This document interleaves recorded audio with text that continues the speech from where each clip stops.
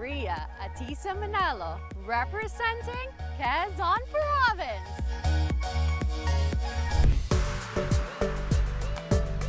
Hello mga kapuso! Ngayong araw, excited akong umuwi sa aking probinsya, Quezon Province. Kaya samahan niyo ako from Quezon City to Quezon Province. Tara! Ang tagal ko nang hindi nakauwi, parang ilang buwan na. At yung pupuntahan po natin ngayon, Mauban, Quezon, 4 na oras po yun. So alas 2 na ngayon, naalis tayo para pagdating natin, maliwanag na. Parang 10 taon na nung huli ako makapunta ng Mauban. So excited ako makita kung gaano kalaki ang pinagbago ng bayan at kung ano yung mga natirang kapareho pa rin ng dati. Super excited ako makita yung beach. Perfect for summer. Hindi pa ako nakakapag-beach. So ito ang una kong beach. Happy ako nasa Quezon. I'm excited to see what's bago here in Mauban, Quezon. We're here.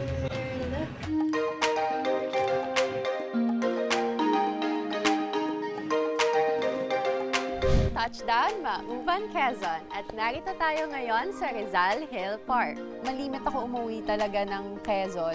Bumibisita ako sa Dolores para bisitahin yung lola ko. So, nung dumaan tayo, nung alam kong nasa Quezon na tayo, ramdam ko, nakauwi ako.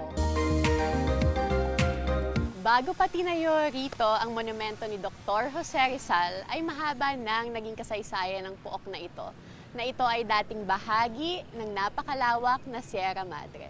Sir Lex, bago po ito naging monumento ni Dr. Jose Rizal, ano po yung nandito noon? Noong July 14, 1928, nahiwalay na po itong Calvario. Hindi pa siya tinatawag na Rizal Hill Park. Noong panahon ng mga Espanyol, madaming religious activity na ginagawa po dito. Nagkaroon din po dito ng guard post ng Espanyol, American at Philippine Constabulary saka po Japanese Army. July 14, 2011, declared by the National Historical Commission as historic site dahil tayo lang naman po ang mayroong pinakamataas na monumento ni Rizal sa buong Pilipinas.